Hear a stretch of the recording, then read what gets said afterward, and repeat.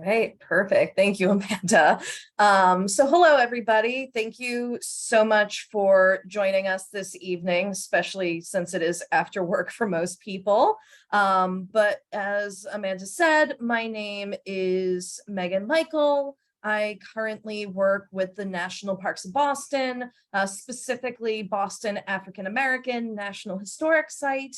But prior to this, I also worked at the Longfellow House, Washington's headquarters.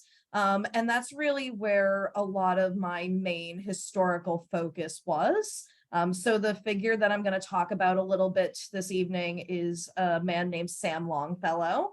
But part of the question is to also introduce sort of the historiography as well as how people would have been discussed in the past.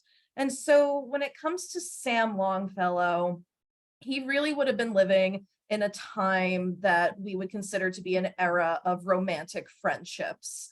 What that really means is that back in the 19th century, during his time period, people were genuinely allowed to be way more affectionate with their same-sex friends than they really are given the ability to today. People could, share beds, they could kiss, hug, make, declarations of undying devotion. And people wouldn't necessarily kind of side-eye that at that point, which meant it covered a lot of different types of relationships. Some were fully platonic, but others were definitely what we would consider to be queer relationships today. But in this time period, it really is an era where people we would consider to be gay or bisexual wouldn't have had the ability to really openly express those feelings. And they honestly probably wouldn't even fully understand those feelings in many cases. So the sort of romantic friendships kind of gave people an avenue to do so. If terms did exist back then, they often were derogatory in nature, and hadn't been reclaimed the way that people tend to reclaim, those sorts of things today. But when it comes to Sam himself, I did want to just very briefly touch on him. Sam Longfellow was the younger brother of the poet Henry Wadsworth Longfellow. He was born in Portland, Maine, and the Longfellow family do have connections to Acadia. So that is definitely one avenue for sure that could be a good source of study. But before Sam Longfellow died, he actually did destroy almost all of his journals. He destroyed a lot of his letters as well. And so it really is a tragedy that so much of his writings and his thoughts are lost to history. But what he left us with is really telling. Really, the breakthrough for me is when I was going through Sam Longfellow's college journal, and I noticed that 2 pages of his journal had been stuck together with sealing wax. If you want to go to the next slide, Amanda, I can kind of show what that looks like. No. What's happening? Hold on. There we go. So yeah, so when I opened those pages, they had been broken at least, but I don't think anyone had really looked through them before, because what I found in there was a love confession. What he ended up writing in it was, "I have thought a good deal about him of late in my musings, and sometimes feel as if I should go crazy when I think of last year.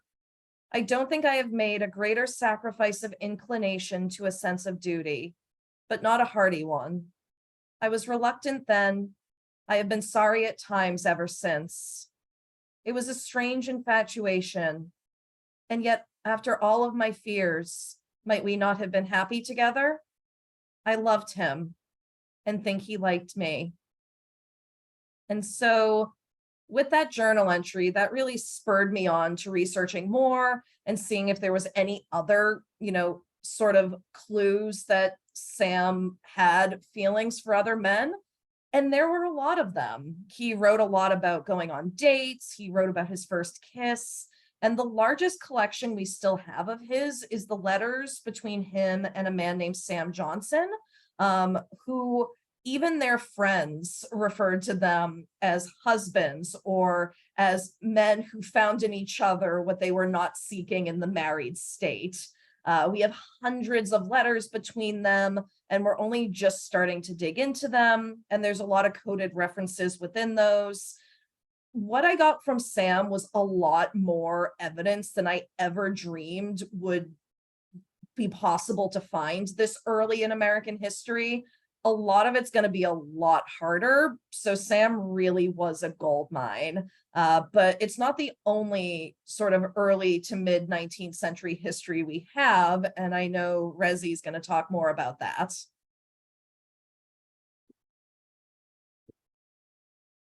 Well, thank you for that lead off, Megan. So hi, everybody. My name is Rezi Polixa. My pronouns are they, them. And I am a training specialist at Mather Training Center, which is part of WASO Learning and Development. I also kind of like stepping away from our historical conversation, I am one of the chairs for the National Park Service LGBTQ plus employee resource group. So what we do is we provide kind of community for LGBTQ plus employees. We advocate for the needs of LGBTQ plus employees to kind of leadership within our agency. And we also do a lot of kind of resources and education for people who want to be allies to the community. So if you're interested in any of that, send me a Teams chat or an email, and I'll be happy to get you connected to it. But kind of stepping back into our historical conversation, before I took my current job at Mather Training Center, I was a park ranger for a really long time at Lowell National Historical Park. And if you're not familiar with Lowell, it was kind of our claim to fame was being a really big kind of kickstart to the Industrial Revolution in American history. And so because of that, I mean, that's a pretty wide-ranging historical phenomena to talk about that left us with, you know, a pretty wide range of what we could talk about interpretively, which is really nice. There was a lot of flexibility to cover topics like LGBTQ plus history. We could go to the next slide, Amanda. So my kind of avenue into these stories was through one of the mill workers. Her name was Lucy Larkham, and she was maybe the most well-known of the mill girls in Lowell. A lot of the early factory workers were young women, and she is kind of the most renowned because during her lifetime, apart from her factory work, she was also a prolific writer. She wrote a lot of poetry. She authored several volumes of poetry. She edited magazines. Oftentimes when I was a park ranger, I'd meet people of like my grandparents' generation, and they would say like, oh yeah, I remember reading Lucy Larkham in school. You know, she was pretty well taught up until that point, and I don't think she's well taught anymore because I never came across her until working in Lowell. But as you can see, she is kind of contemporary with Samuel Longfellow. So absolutely, she is in this world of romantic friendships as a relationship model. And when I was diving into her story, I kind of came across some figures that she had intense romantic friendships with. In Lowell, it's really hard to kind of keep track of what happened to the mill workers after they left the factories, but because Lucy left so much written information, it was kind of easy to kind of lean into her life and learn more about her. And I think I'll leave it there and turn it over to Theo. All right, thank you, Rezi. So I don't have slides, but well, first of all, I'm Theo. My pronouns are he, they. I'm currently a research administrator at Tufts University and an independent scholar on the side, but previously I was a seasonal ranger at the National Parks of Boston for 5 years. And yeah, so the story that I really dug the most into was that of Prescott Townsend. So he lived from 1894 to 1973. So his life began just as those of Sam and Lucy were ending. And he's a great example of how dramatic the difference can be going into the 20th century for queer histories. So Prescott came from a distinguished old money Boston Brahmin family. He served in World War I as a young man, and afterwards spent a little time in Paris, where he was exposed to the Lost Generations, bohemian artistic culture that they were really starting to establish over there. So coming back to Boston, he was inspired. He wanted to see if a little taste of that could take root in Boston. So he started to buy up property on Beacon Hill. He rented to artists. And he hosted theater productions, all sorts of different things. And also just started establishing himself as the neighborhood eccentric. He was a very, very odd, unusual man. He became an early gay activist, perhaps as early as the 1930s or 40s. At one point, he was imprisoned for being gay. This was during World War II. And after his release, he was cast out of Boston high society. And he redoubled his efforts upon his expulsion from the upper echelons. He had nothing left to lose, so he just threw himself completely into very overt activism. But given how eccentric he was, he struggled to find a group. Nevertheless, he marched in the very first New York City Pride Parade in 1970. But just a few years after that, in 1973, he did die in squalor with most of his belongings destroyed in fires, which I'll get back to. Unlike these other figures, given how modern his story is, there actually isn't much debate over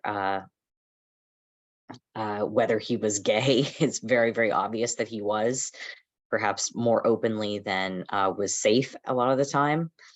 And so the term he used for himself, he actually did use a self-descriptor. He often gravitated toward the word homophile, which was a mid-20th century term that some gay people started using because homosexual, they felt, had a lot of medicalized, stigmatized, criminalized connotations that they wanted to distance themselves from. And later in life, toward the later 60s into the 70s, there's some evidence that he embraced the word gay as well. And yeah, so there was a bit of prior scholarship, a book chapter here, an article there, but a lot of it was just poorly sourced, a lot of kind of games of telephone, just repeating the same questionable anecdotes, but with details changed, so you didn't even know which version was the right version, if there was a right version. So that kind of leads into the next question. Yeah, you're great with that segue there, Theo. Thank you. So walk us through your research process. How did you get started? Like, how did you even know where to look?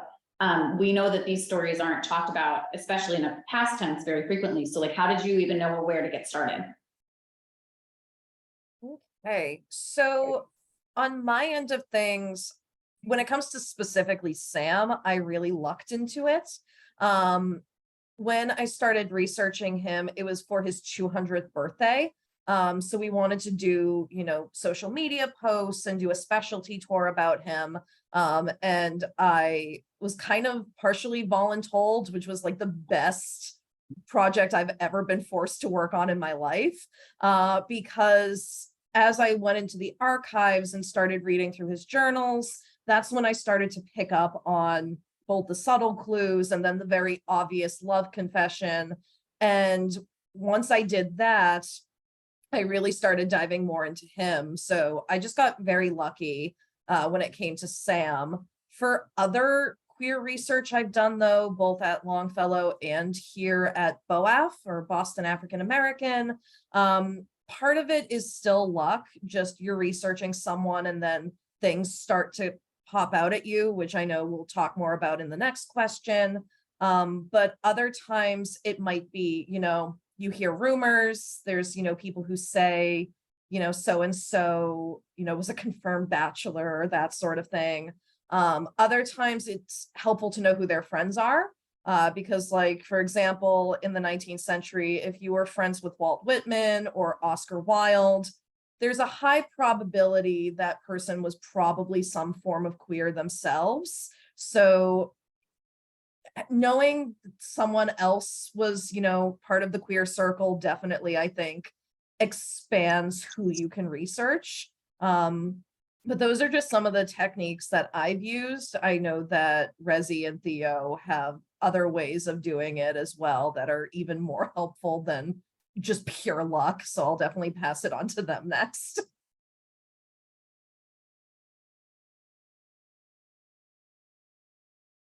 Yeah. So, I mean, I kind of feel like I stumbled into pure luck too a little bit. But for Lucy, I was starting to say that with the mill workers in Lowell, it was really hard to kind of track down anybody after they left the factories. So on average, like the mill girls, the young women who came to work in the 19th century only stayed about 3 to 5 years in the city of Lowell before they moved on to something else. And so because of that, it's really easy to lose track of people. But if we could go to the next slide, please. So we do have this book by another mill girl. Her name is Harriet Hanson Robinson. And this book, Loom and Spindle, is kind of like her memoir of her time working in the factory. And she has a chapter in it where she has these little like quick biographies of different mill girls. And so I was like, I'll just start there and see where I can go. And when I did start there, this jumped out at me. The one, Miss Larcom never married. 2, I've been asked if Lucy and John Greenleaf Whittier, another 19th century poet, were ever more than friends. I can truly answer no. But then the next sentence, Miss Larcom was the intimate friend of Elizabeth Whittier. And I was like, this stands out to me a little bit. And kind of what is a bit fortuitous about researching the 19th century is that it's out of copyright. And so there's a lot that you can find that's been digitized online from different archives or sources like archive.org. So that is kind of where I stumbled into next. So if we can go to the next slide too. I found this on Google. This is an edited collection of Lucy's diary entries and letters and some poems. And this was published a year after she died. And the paragraph that this is kind of excerpted from is about why Lucy never married. And so this sentence, special reasons, of course, she could not go into fully. And so my coworkers and I created like a hashtag for it, hashtag special reasons, just to be our conversational thing. And I mean, there is more. She did write to a few different women that she had close relationships with about why she never married. Again, kind of being sort of vague about it. But that's kind of the world that she's in the 19th century, right? There's not exactly words to explain what she might be feeling. So that's kind of how I started. I started with primary sources that I had available to me. For other kind of queer history topics, especially like later on, 20th century sort of subjects, I looked at, we had a park subscription to Newspaper Archive. So that was very helpful because they had records from the Lowell Sun. And I kind of coupled that with looking through already existing oral histories where people mentioned different facets of LGBTQ life, like going to bars and things like that. So I just kind of dove into the newspaper archives and tried to look up what I could about those bars, for instance. I also do want to say, I want to give a shout out that there are existing like physical archives that exist specifically devoted to LGBTQ history. So one in New England is called the History Project. It's centered in Boston, but they do have a lot about like broader New England. I'll also give a shout out to the Lesbian Herstory Archives, which is in New York. But I mean, one, follow them on social media if you don't, because it is a trip. They post amazing things they have in their collection. But it's truly wide ranging because they have things that people donated to them from all across the United States. So they do have a very large collection. So I do want to give shout outs to those two sources too. They're like gold mines to search through and work with as well.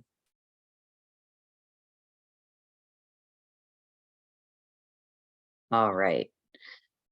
So with a 20th century person like Prescott Townsend, you would expect the research to maybe be a bit easier than trying to track down people from like the 1800s. Unfortunately, no. As I said, most of his belongings and papers were destroyed in a series of fires in the late 60s, early 70s. His Provincetown property because of possible arson, and his Boston property mainly due to the fact that he was a hoarder with a poor sense of fire safety. And so he lost most of his belongings prior to his death. So I checked the sources of those books that mentioned him, just always first stop bibliography of anything pre-existing. And then I just started searching for his name in every local archive I could think of. It turned out that the Boston Athenaeum has 1.5 boxes of his materials. Harvard has a fairly slim student folder. Otherwise, I did run into the difficulty that you often find with queer history, and felt like I had to depend more on police, government, and newspaper records, all of which, through various points in history, would have a distinct negative bias. So it's kind of a iffy situation. You need to use it to some extent, but it's not the greatest. I knew that he had an unpublished biography that existed in manuscript form out there in the world, but until I was lent another copy of it, the only copy I could at first find was in the archives of University of California, Davis, and it wasn't digitized. So as a GS5, I didn't exactly have the money to a GS5 seasonal in the off season, no less. I didn't have the money to travel to California on a whim. So that's where I had to take a very, very goofy research route and asked one of my fellow seasonal ranger friends who happened to be from the Davis area, living there again during the off season, to go to that archive and go through this manuscript and just take notes for me, just whatever seemed interesting to him. And major props to him, because here's another copy of that manuscript. It is this thick. Thankfully single-sided pages, but still it's massive. And after that, I was really starting to hit the bottom of the barrel and figured, it's 20th century. Townsend, part of just his whole deal was taking in like teenage and 20-something runaways, street kids, and giving them a home. And I figured, somebody who may have been like a teenager 50, 60 years ago could be in their, 70s or 80s now. So I started looking around for the names of the younger people that he had in his general orbit. And some of them were people that I'd heard of, including an activist named Randy Wicker. Wicker was actually just the other day the Grand Marshal of the New York City Pride Parade at the age of 85. So Randy has a website. His email address is on the website. I didn't know how up to date it was or if he would reply, but I just decided to go for it, and it worked. I got in contact, conducted an oral history with him and with a man he put me in touch with, Joe McGrath, in the timing was perfect, January 2020. Considering Joe McGrath ended up passing away in January 2021, it was really then or never. Since I then published my article on Prescott Townsend on the NPS website, I've now been in touch with a couple more people. So if you're doing 20th century history and you think there's a chance there could be people out there who know the subject, know the community, even starting with one person is really, really great. Like if you can establish contact with one person, there's always the possibility that they could then make introductions to their social circle and so on, and just spiral out from there. That's what I got. That's awesome. Thank you, Theo, and everybody for sharing all of that. I mean, it's, you know, the anecdote I use when I talk about historic research is like, you're trying to put together a 100-piece puzzle with 50 pieces, some of which are broken. So with that said, when you have these kind of fractured stories, how do you tie these stories to the places that we're working, and why does that matter? Okay, I definitely think I probably had one of the easiest ways to do this because Sam lived at the house. So tying it to place was really easy for me because he is literally a part of the park and the foundation of the park itself. When the house was made a national park, it was designed specifically to interpret both the history of George Washington and the history of Henry Wadsworth Longfellow and his life living there. And Sam is a vital component of that. Sam lived in the house when he went to Harvard. He also lived in the house after Henry Longfellow's wife passed away, quite tragically. And Sam actually moved in to help take care of the children when Longfellow was really grieving and going through that process. And after he dies, Sam's nieces and nephews invite him to move back into the house because they want him to be there. So he spends a huge portion of his life there, and he really informs everything to do with it behind the scenes. Every way the house operates, the lives of Henry and the kids, they were all touched by Sam. So he was important to interpret whether he had any relation to queer history or not. But the fact that he also relates to queer history, I think, is even more important because it informed who he was. And what he did then got passed on to his brother, to his nieces and nephews, to the future descendants of the house. And I think it's important to remember who he was for what he was, because he meant so much to his family and he deserved to be remembered for everything he was because of it. And even though he did destroy a lot of his writings, there's enough there that in a kinder time, maybe he wouldn't have. So that's what I think is really important for him, especially.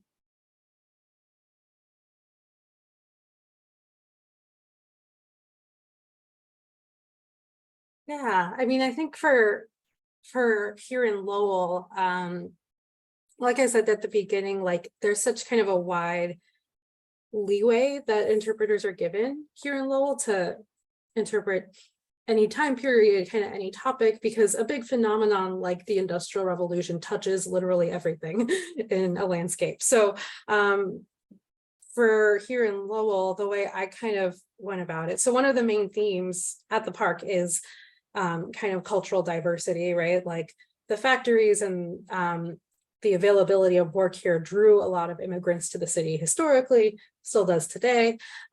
So I would kind of think about how does that intersect with LGBTQ plus identity, culture, experiences, you know, kind of think about on the landscape, there are these layers of history here. Like we could walk into an immigrant neighborhood and I could tell you about the gay bars that this immigrant community owned. They're inseparable. So it's kind of getting at that through the angle of intersectionality. And I wanted to say this last time, but I had forgotten to. In Lowell, there's kind of the Paul Tsongas, who was the senator from Massachusetts who really pushed for the establishment of the park. Unexpectedly, I found him in a scrapbook that collected obituaries of people who mostly died from AIDS. And Paul Tsongas did not die from AIDS, and he was in a heterosexual marriage. So, you know, this is kind of an interesting place to find him. But the reason why he was included in the scrapbook was that in the obituary, it mentioned he was the first senator to introduce gay rights legislation in 1979. And so that was something I had never learned about either. But, you know, Paul Tsongas, the very reason why the National Park Service is here in this city, has this connection to LGBTQ plus history too. And because he advocated for historic preservation of the city, and he probably didn't know that there was queer history entangled in all of what he was trying to fight to preserve too. So it is really kind of part and parcel, I think, of the landscape here in the city and the park. So that's how it connects for us here. That's great. And I think Theo may have lost interwebs. There's Theo. So Theo, your timing could not be better. I will pin you back. If you want to, we're still on the place question. Place question. Okay, so yes, sorry, my Wi-Fi decided to just completely give up.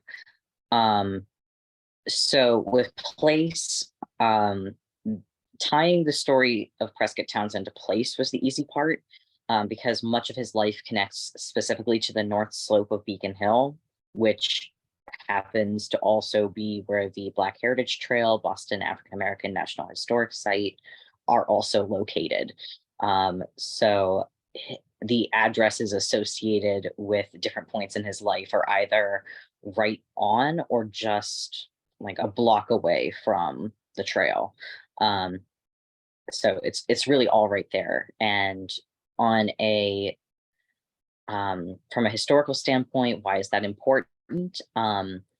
The park is legislated to focus on the African American history, the abolitionist history leading up to the Civil War, but it also layers up on top, and there are layers then of various immigrant histories, and also this artsy bohemian history that up until recently hadn't entered into the conversation very much. So that's pretty much what I got. Thanks. Yeah, and I appreciate that. I'm just going to share my musing is that it sounds like you all started with the communities attached to your park, and that was kind of the root of the research, which I think just is interesting and exciting. So I'm going to plant that seed. So when you're reading these historic documents and you're trying to, decipher, these stories, and if somebody may have identified as what we would call today LGBTQ plus, are there any things that stand out, any different kinds of alarm bells that go off routinely that could show that, this might be something deeper than a friendship? Yes. So I'm coming at this very much from the 19th century, queer male perspective of illusions. And so really the fundamental illusion that is going to come up and be the most alarm bell is anything to do with the classics, particularly the Greek classics.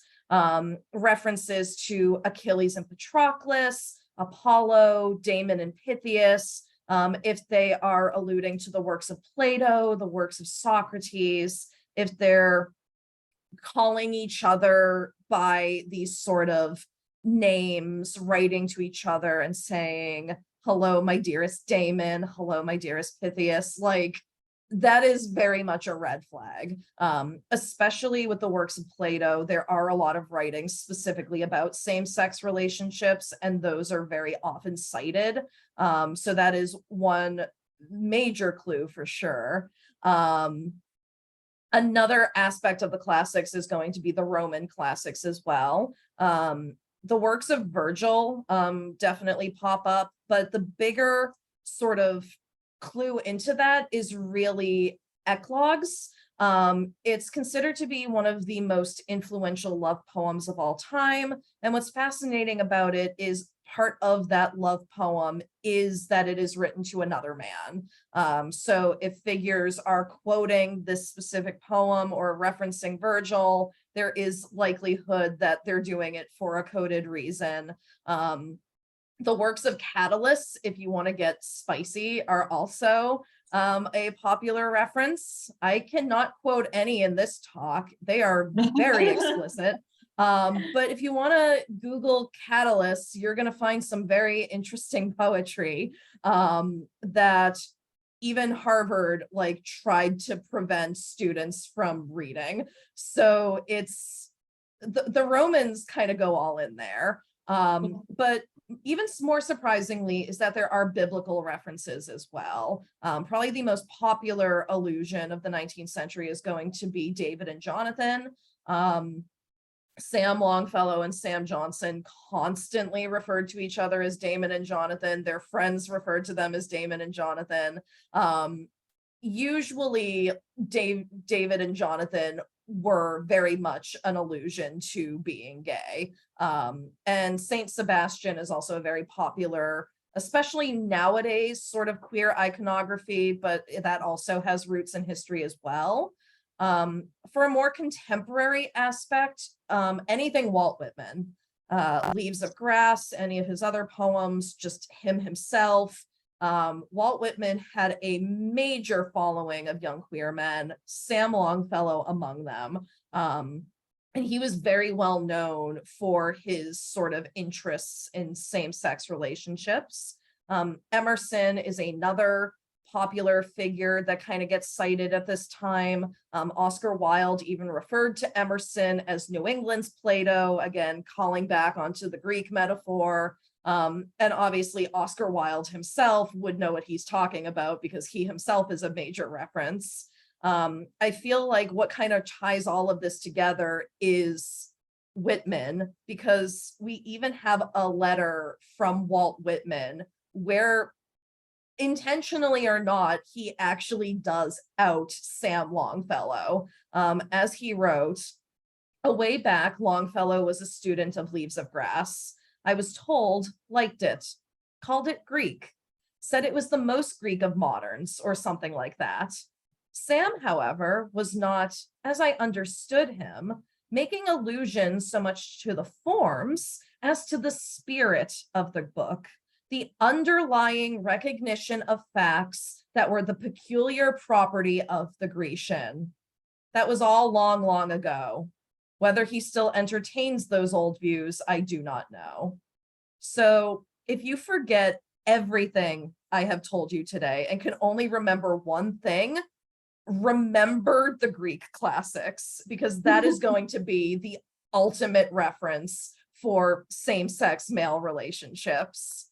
The only thing I would add before passing it along is just believing their own words. And I kind of forgot to say that last time, but sometimes if someone says, "I am in love with you," just take them at their word.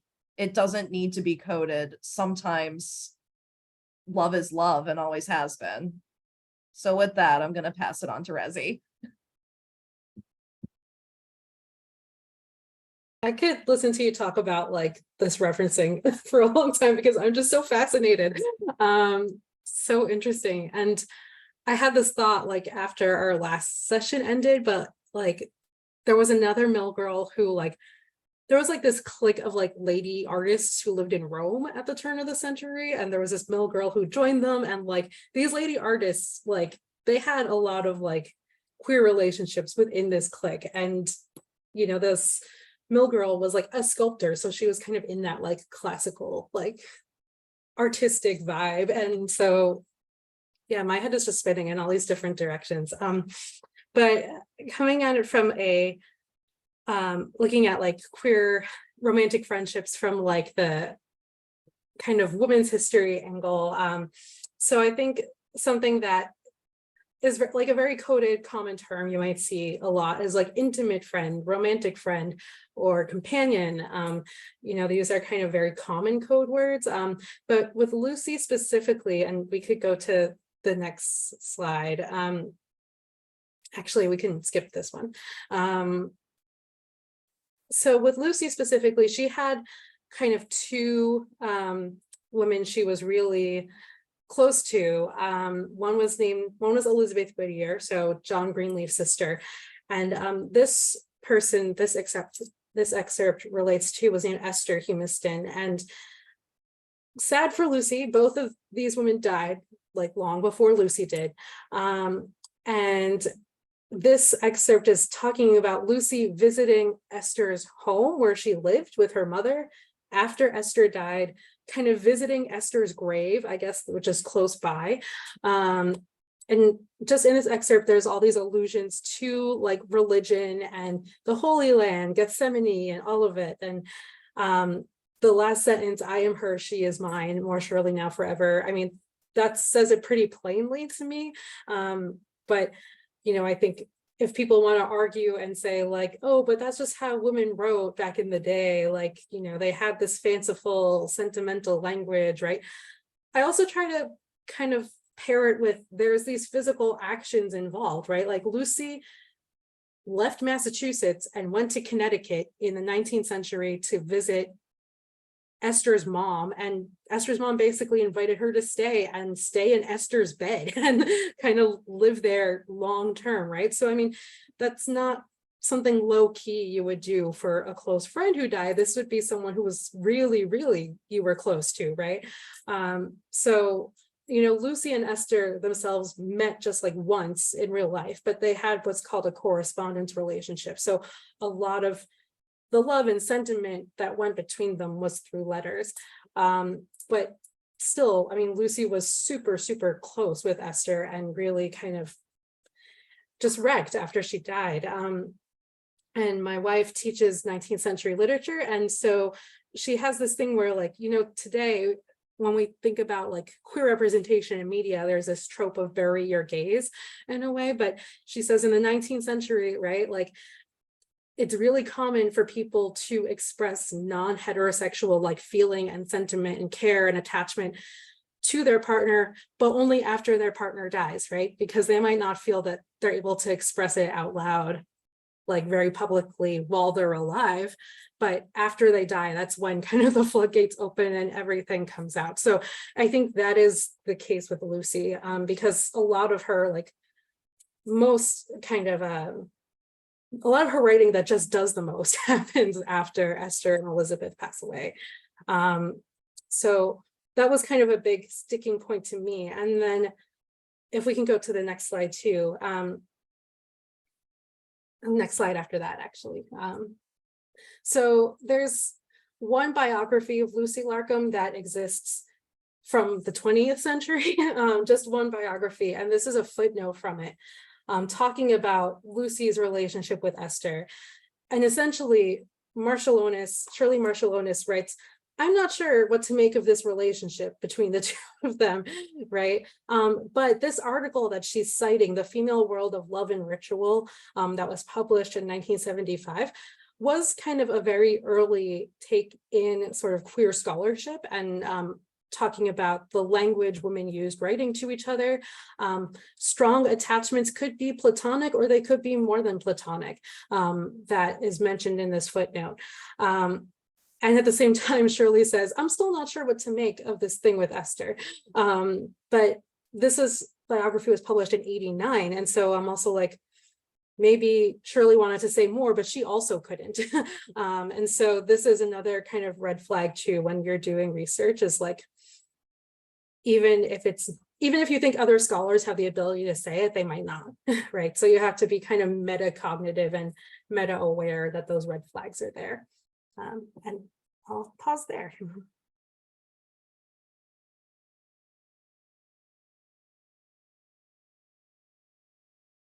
You're muted. Of course I am. All right. So adding on to all of that, so aside from the illusions and ways of speaking that have already been gone into, you could also notice certain flower symbols. A lot of queer women used violets as a reference to Sappho, who put a garland of violets on, wrote about putting a garland of violets on a young woman in one of her poem fragments. Green carnations are a reference to Oscar Wilde. And the calamus plant is a reference to Walt Whitman, because there's a section of Leaves of Grass, the calamus poems, which are about the manly love of comrades. Just, who doesn't love the manly love of comrades? So I don't really have to do this so much with Prescott Townsend because he was very, very out. But if we're looking for more closeted stories, especially from further back in time than Prescott, if you're looking at somebody's correspondence and wondering about it, just look for a difference of intensity. Say if there's one person that they are so not chill with that they just are extremely effusively passionate toward, whereas with everybody else it's just kind of ho-hum normal. That could be a possibility. Start maybe paying attention to that relationship.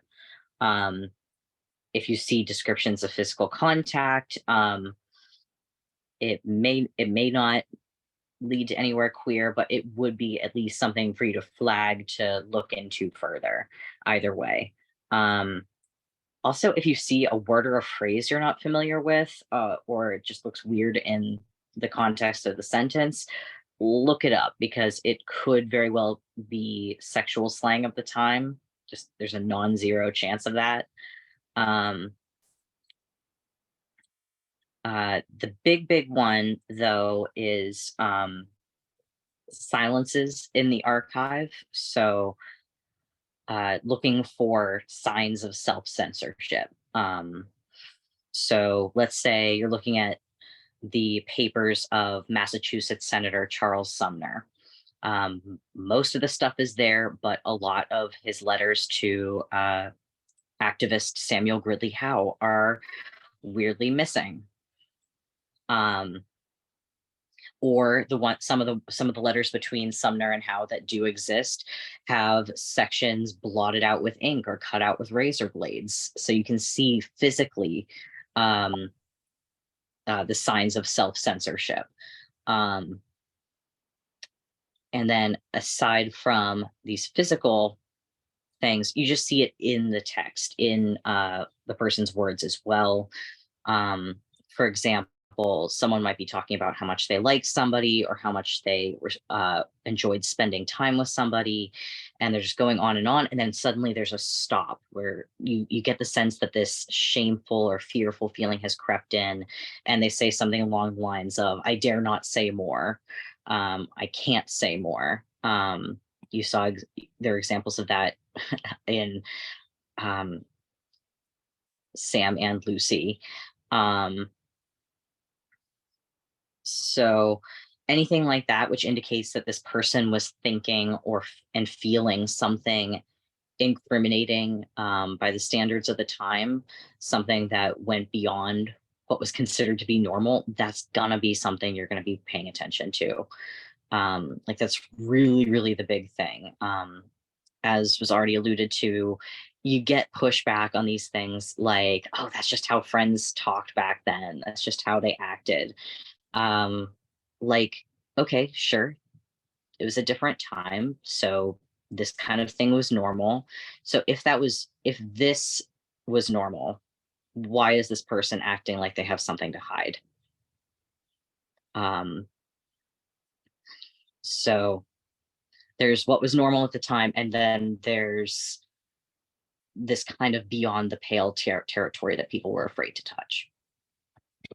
And that's what I got. And I think that's what we all got. So if anybody has any questions, feel free, we have a small group, feel free to just pop off mute and feel free to ask. Heather, do you have any questions? You're here, not to put you on the spot. No, it's fine. So, no, that's okay. Actually, I'm wondering if any of you have any experience with researching people who weren't famous for any reason? Or any advice for how to do research on someone who wasn't famous?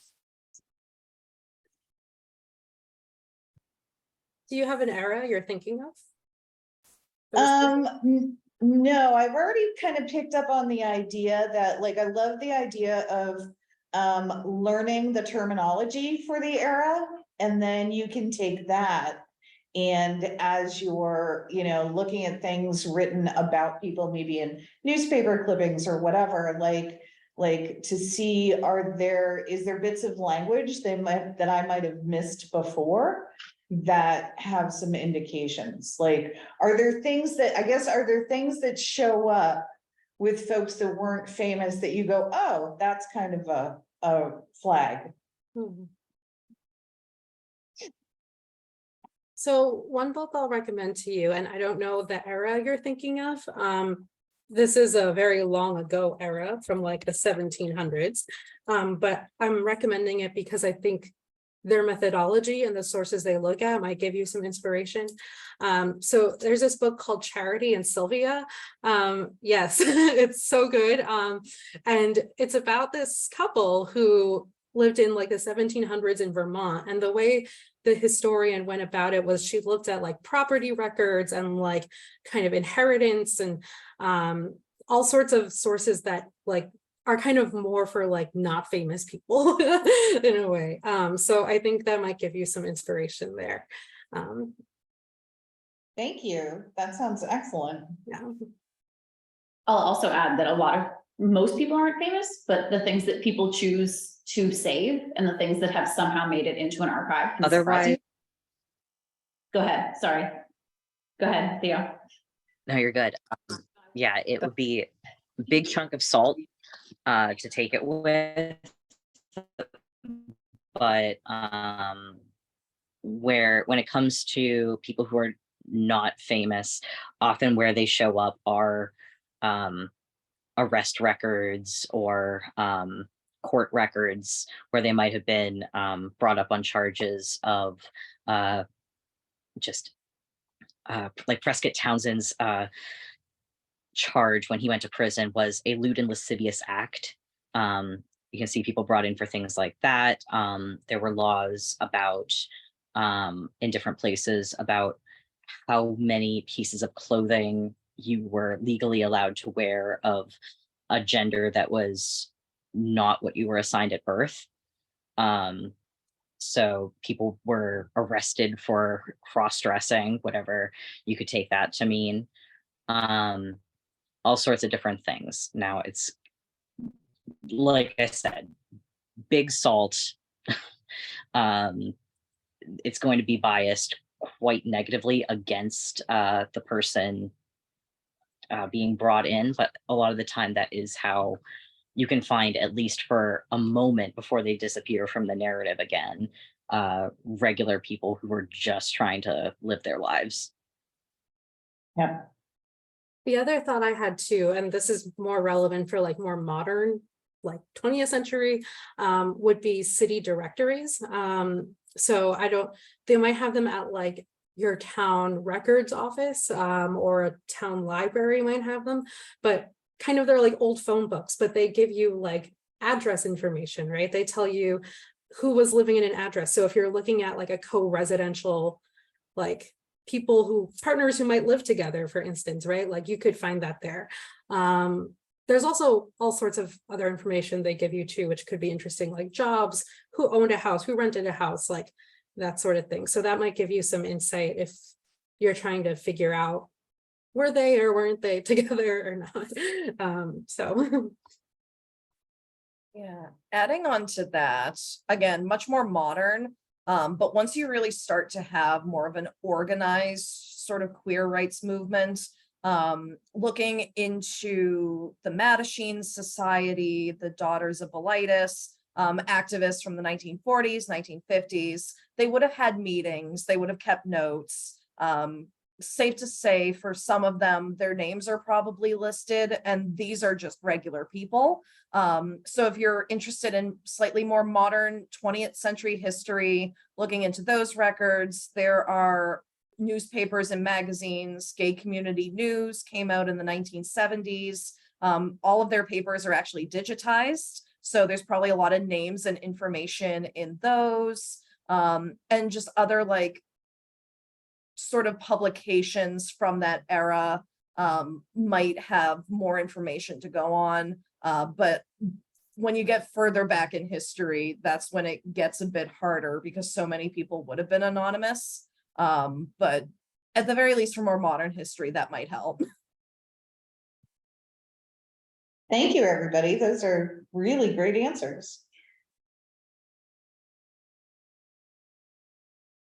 Any other questions from our Zoom audience?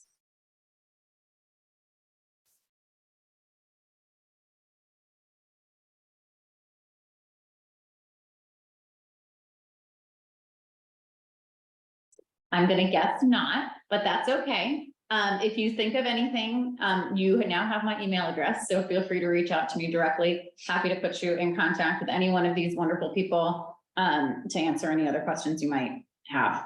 But I think that about wraps it up. Thank you all for taking the time to join us after work. We're really excited to hopefully share these stories and hopefully see more people talking about queer history. So thank you guys so much, and have a wonderful evening. Thank you.